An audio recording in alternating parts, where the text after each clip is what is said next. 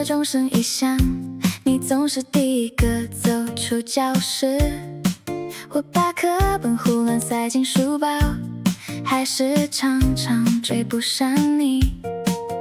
跑到楼梯口喊你的名字，你才回头叫我快一点。我一边穿一边跟上去，还笑你到底有多急着回家。你总说走慢很浪费时间，所以我后来也走快了一点，习惯在人群里找你的背影，再偷偷跟上你的旁边。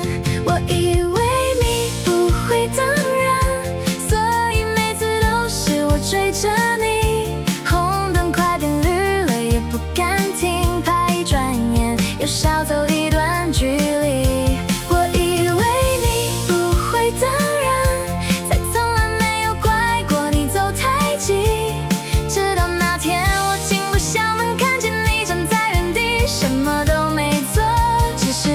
走过来而已。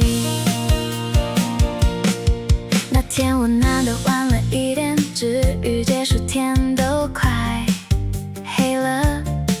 走出校门，远远就看见你，还以为是不是看错了。你靠在墙边低头滑手机，脚下的影子拉得很长。他从另一栋楼跑过来时，你手机说怎么那么慢啊？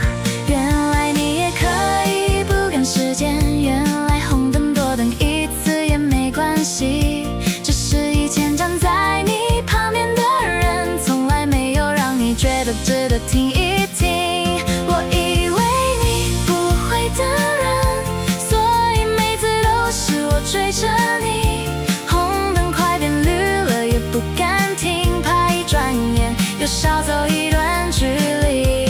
我以为你不会等人，才从来没有怪过你走太急，直到那天我终于明白，不是你的脚步太快，只是你想等的人一直都不是我而已。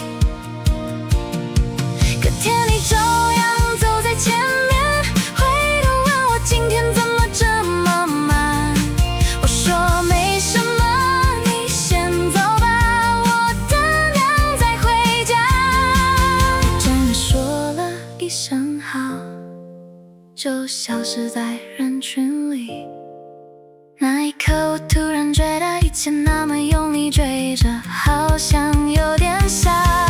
原来你也会等人，也会站在原地不嫌久，会看着教室门口的方向，怕相见的人还没有出现。原来你也会等人，只是我现在才终于看清，有些人不用努力追上你，你自己就会停下脚步。而我陪你走了那么多次，才知道喜欢一个人，不是走得多快，是愿不愿意